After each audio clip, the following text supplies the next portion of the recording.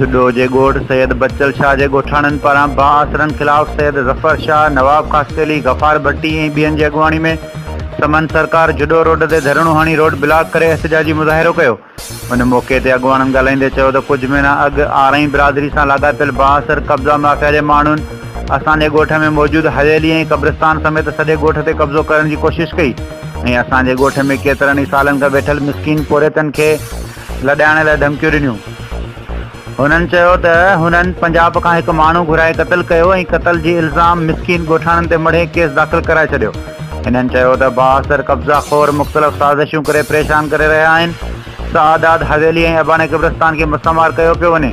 हिननि चयो त बााثر कब्ज़ा खोर माण्हू ॻोठाणनि खे कूड़नि केस में फासाइण जूं धमकियूं ॾियनि पिया, जंहिं सबबु सख़्तु परेशान आहियूं। हिननि आला इख़्तियारनि खां मुतालबो कयो त नोटिस वठी इंसाफ़ कयो वञे, ॿी सूरत में एहतजाज जो दाइरो वधायो वेंदो। 3 खां 4 महीना अॻु में ॻोठ सैयद बचल शाह ब्लॉक नंबर 162 ते जीअं जहॾो बाईपास ठहियो आहे त कुझु पंजाबी आरई बिरादरी जे माण्हुनि उन प्लाट ते उन पड ते कब्ज़ो कराए ऐं हिकु बावलपुर खां घुरायल महिमान खे हथनि सां क़तल करे मुंहिंजे भाउ ज़ुबैर शाह ऐं ॻोठ में वेठल ख़ासकेली ग़रीब मिसकीन माण्हुनि ते हिरासा करे खून जो केस मढ़ियो वियो ऐं हींअर वरी उन खां बाद में मूं हाई कोर्ट हैदराबाद कई।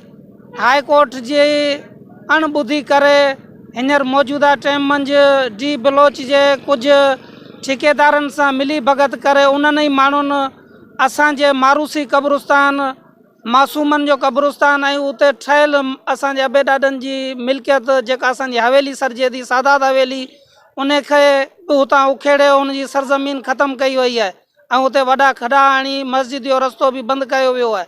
ऐं असां वसवारे अमलदारनि खां अपील था करियूं त ही फौरी तौर ते कमु बंदि करायो वञे। नाजाइज़ी आहे ऐं तक़रीबन 3 महीना थी विया आहिनि।